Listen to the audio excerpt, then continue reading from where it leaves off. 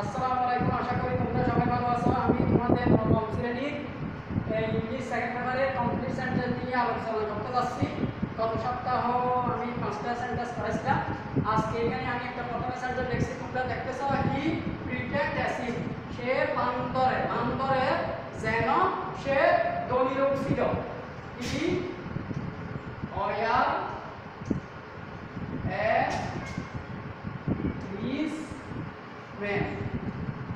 তাহলে এই সেন্টেন্সটা আমরা কমপ্লিট করছি কি দিয়ে? সে বান্দরে যেন, এরপর একটা কথা বলতে হবে, সেটা বলছি সে ছিল একজন ধনী লোক, সেরকম বান্দরে কাপড় চোপড় এইভাবে করছে। আচ্ছা, ইট ইজ হাই টাইম দিয়ে যদি সেন্টেন্স থাকে, আমরা জানি রুল অনুযায়ী লাস্টে যে কথাটা বলবো এটা ফার্স্ট টেন্সে করবো।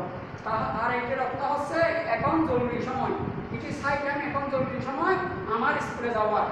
আর এটা ফার্স্ট টেন্সে ভার্বের first form went to school। আচ্ছা, আমাদের মনে রাখতে হবে ইট ইজ হাই টাইম থাকলে পরবর্তী ক্লোজটা ফার্স্ট ইনডিফিনিট টেন্স হবে।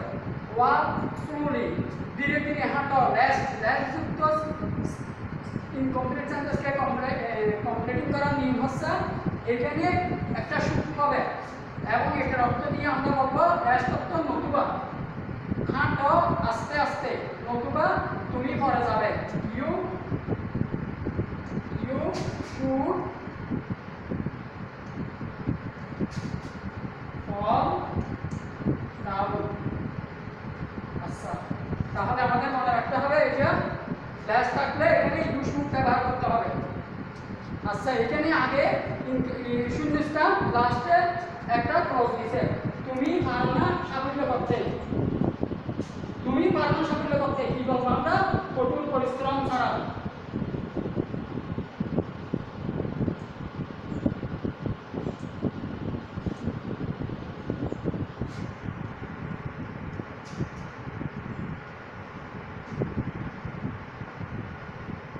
তাহলে এখানে কি লিখছি আমরা? আমি without working hard, without working hard, কঠিন পরিশ্রম ছাড়া তুমি সফলতা করতে পারো না। আচ্ছা, লাস্ট সেন্টেন্স, এই হ্যাডটাকে আমরা, হ্যাড যদি প্রথমে থাকে এটাকে আমরা ইফের স্থানে বসছে মনে করে এটাকে যদি দিয়ে আমরা বাংলা অর্থ বলবো। যদি আমি দেখতাম তোমাকে আগে, যদি আমি তোমাকে আগে দেখতাম তাহলে আমি তোমাকে সাহায্য করতাম। আর would have helped you। তাহলে এই সেন্টেন্সটাতে মনে রাখবে ইফযুক্ত গোষ্ঠীতে যদি এটা যদি এখন পাস্ট পারফেক্ট হয়, এটা কন্ডিশনাল পারফেক্টে উড হ্যাভ বসবে, মূল ভার্বের পাস্ট পার্টিসিপল হবে এবং এই হ্যাডটা যদি এখানে না এখানে থাকে তাহলে এখানে ইফ থাকতো। হ্যাডটা যখন সাবজেক্টের আগে এসে গেছে আমরা মনে করবো এখানে হ্যাড যদি অর্থ প্রকাশ করবে, যদি আমি তোমাকে দেখতাম আগে তাহলে আমি তোমাকে সাহায্য করতাম।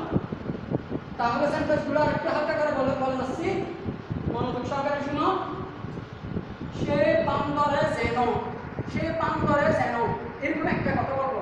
এ বান্দর সে গরিব লোক, কিন্তু খাসর চোখর পরে বান্দর সে যেন সে ধনী লোক। এই ধনী লোক এটা ফার্স্ট টেন্সে করার জন্য এখানে অয়ার ব্যবহার করছি। ইট ইজ হাই টাইম, এটা অর্থ হচ্ছে জরুরি সময়। এখন জরুরি সময় এই জাতীয় সেন্টেন্সে আমাদের নেক্সট ক্লোজ অবশ্যই ফার্স্ট ইনডিফিনিট করতে হবে। এখন ওয়াক স্লোলি লেস, এখানে লেস যুক্ত ইনকমপ্লিট সেন্টেন্সে আমাদের বুঝতে হবে লেস যুক্ত নতুবা। এখন এই অর্থের উপর ভিত্তি করে এখানে একটা কথা বলবো, হাঁটো ধীরে ধীরে, নতুবা এখন সেন্টেন্সটা মিলাবো, নতুবা তুমি পড়া যাবে।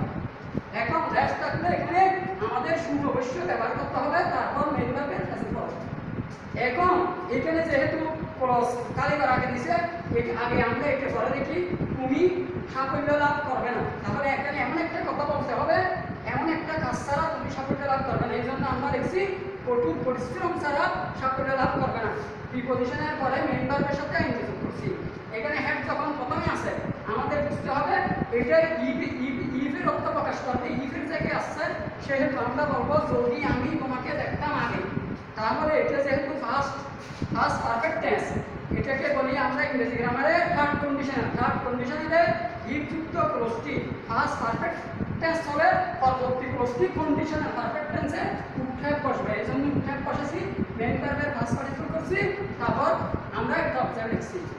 আচ্ছা, আশা করি সবাই বুঝছো। আগামী দিনে দেখা হবে। Very good, thank you.